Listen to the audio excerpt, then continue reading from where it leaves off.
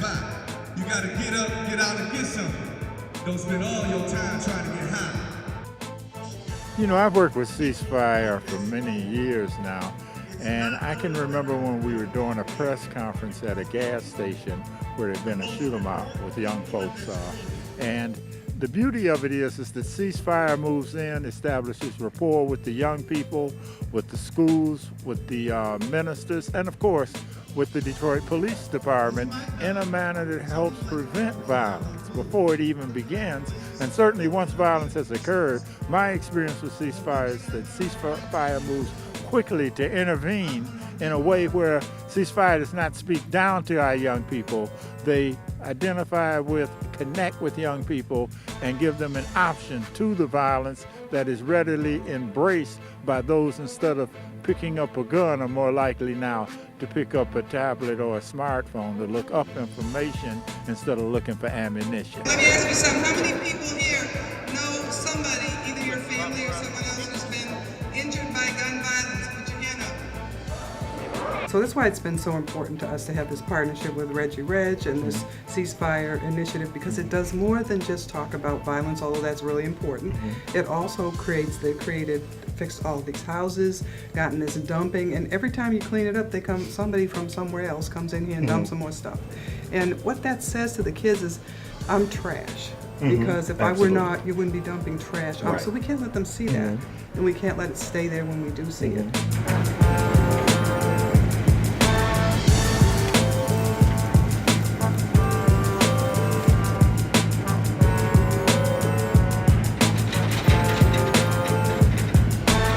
Pleasure to be working with you and working with the community, because you know what we do is a quality of life. Everything we do, anytime you call me, I know that we're going to enhance the quality of life for our neighborhood, for our people, and I'm all about it. And I got the resources with advanced disposal, so I'm here for you, brother. I'm at service. You don't hold down the community by, excessive violence, by just any negativity, really. You just got to stay positive, uplift the community, set an example, show them that you can boss up in different ways. That people will respect. We have such a stigma or such a reputation on our city as far as, Detroit being violent, Detroit being a, super dangerous place, all these things I was saying in there. And I'm not saying it isn't a dangerous place, but what I'm saying is it's a beautiful place too. It's a very positive place. We're a place that supports each other. We support our own businesses, we support each other's music, we uplift each other. So, I definitely want to share that side with the whole world and everybody who's watching and listening, especially in the city. I want you to know that the most important people in this room, it's not those that are going to be on the dais or coming to speak to you. The most important people in this room are sitting in these bleachers. Here we are in this school, community, high school, and we see the best coming up out of you. We see a 93 to 98% graduation rate. We see a staff that actually cares and loves you. And those words, that one word, LOVE, is the vine that will actually help us to bring that out. What will it take for young people to start using our brains and not our bullets? What will it take for young boys and young girls, young men and young women to rise up and say we will not take the violence anymore? What will it take for us to recognize that it takes a village to raise a child, but all of you, all of us have self-worth.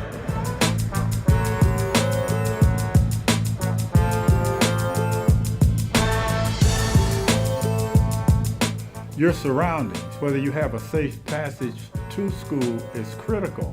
But also, let's make no mistake about it, this is a school located in one of the most economically devastated areas of America.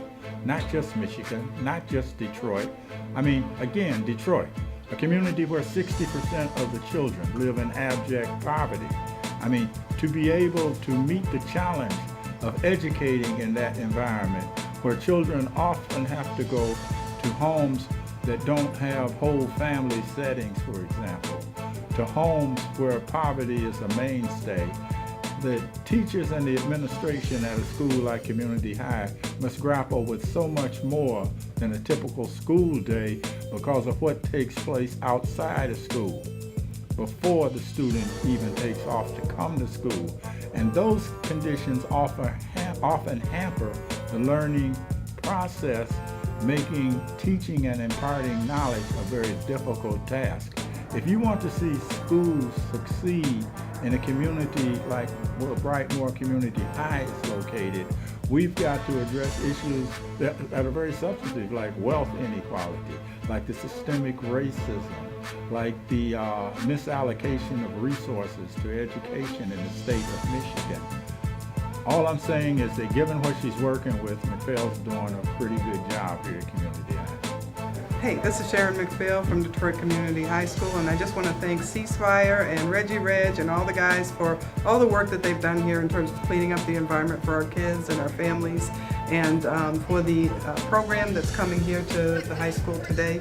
And our 8th graders are going to participate in it as well. And there is nothing like this anywhere, and without you guys, we wouldn't have had it, so thank you so much.